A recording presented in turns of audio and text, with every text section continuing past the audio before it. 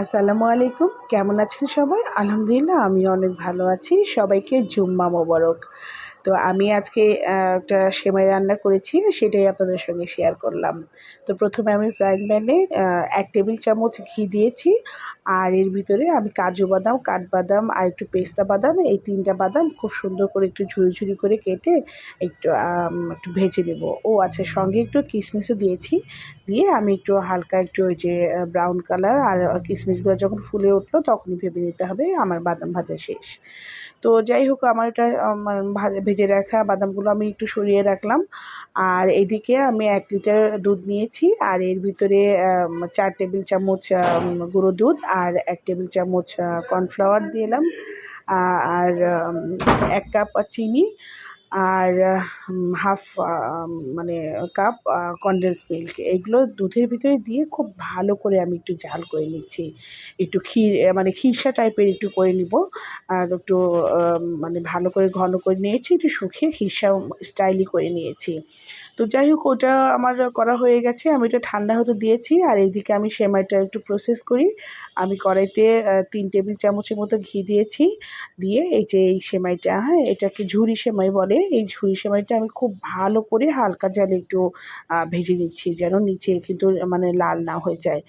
আর এর ভিতরে আমি আবার ১ কাপের চেয়েও একটু কম একটু চিনি দিয়ে ভালো করে মানে নাড়াচাড়া করছি। এটাকে আমি জর্দা সেমাই যেভাবে আসলে রান্না করে ঠিক ওইভাবেই রান্না করব। জাস্ট একটু নামমাত্র পানি দিলাম যেন চিনিগুলো মানে গলে যায়। একটু ঢাকা দিয়ে একটু রান্না করছি আর সেমাইটা যেন খুব ভালো করেও সিদ্ধ হয়ে যায়। এতে করে মানে সেমাইটা খুব ভালো মানে ঝরঝরাও হয়ে যায়, হ্যাঁ? তো যাই হোক, আমার পানিটা অনেকটাই টেনে এসেছে। আমি হালকা জালেই কিন্তু এটা করছি, নাহলে এই যে নিচে কিন্তু একদম মানে লেগে যাওয়ার সম্ভাবনা থাকে। আর এই এখন মানে যখন সেমাইটা সিদ্ধ হয়ে গেছে, আমি এই ভেজে রাখা বাদামগুলো কিন্তু এর ভিতরে দিয়ে দিলাম। দিয়ে কিন্তু আমি ভালো করে এই যে মিক্সড করছি, যেন বাদামগুলো মানে সব জায়গায় একটু ছড়িয়ে ছিটিয়ে মিক্সড হয়ে যায়। আর এই মিক্সড হয়ে যাওয়ার পরে এর উপরে আমি আবার ১ চামচের মতো একটু ঘি ছড়িয়ে দিলাম, যেন ফ্লেভারটা খুব মানে স্ট্রং থাকে, হ্যাঁ? ঘির ফ্লেভারটা যেন খুব ভালোভাবে থাকে। তো যাই হোক, আমার কিন্তু সেমাই রান্নাটা হয়ে গেছে। এই যে আমি চামচ দিয়ে একটু ভালো করে নাড়াচাড়া করে দেখছি, ঝরঝরা হয়েছে। দেখুন কত সুন্দর ঝরঝরা হয়েছে। আর সেমাইটাও যখন হালকা একটু ঠান্ডা মানে হয়ে গেছে, তখন কিন্তু এই যে আমি একটা মানে বাটিতে মানে সার্ভিং বোলে খুব সুন্দর করে সেট করছি, হ্যাঁ? সেট করে নিয়ে এই যে আমি উপরে যে খিরসাটা করেছিলাম সেটা কিন্তু আমি একটু ভালো করে ছড়িয়ে দিলাম।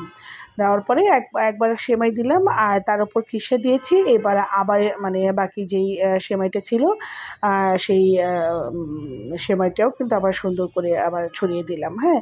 এটা আসলে যার, যার ইচ্ছা কয়েক লেয়ার করা যায়। আমি ২ টো লেয়ারই করেছি। এর উপরে আমি আবার এই খিরসাটা কিন্তু সুন্দর করে ছড়িয়ে দেব, হ্যাঁ? তো এটা আসলে যার, যার ইচ্ছে মতো ১ লেয়ারও করতে পারেন, ২ লেয়ারও করতে পারেন, আবার ৩ লেয়ারও করতে পারেন। তো যাই হোক, আমার এই রেসিপিটা যদি আপনাদের ভালো লেগে থাকে অবশ্যই লাইক, কমেন্ট, শেয়ার করবেন। আর এই যে দেওয়া হয়ে গেল, এরপর কিন্তু আমি এখন একটু কিশমিশ ছড়িয়ে দেব। দিয়ে একটু সুন্দর করে এই যে ডেকোরেশন করে দিলাম। ব্যাস, হয়ে গেল আমার এই মজাদার সেমাই রান্না। তো সবাই একবার একটু ট্রাই করে দেখবেন।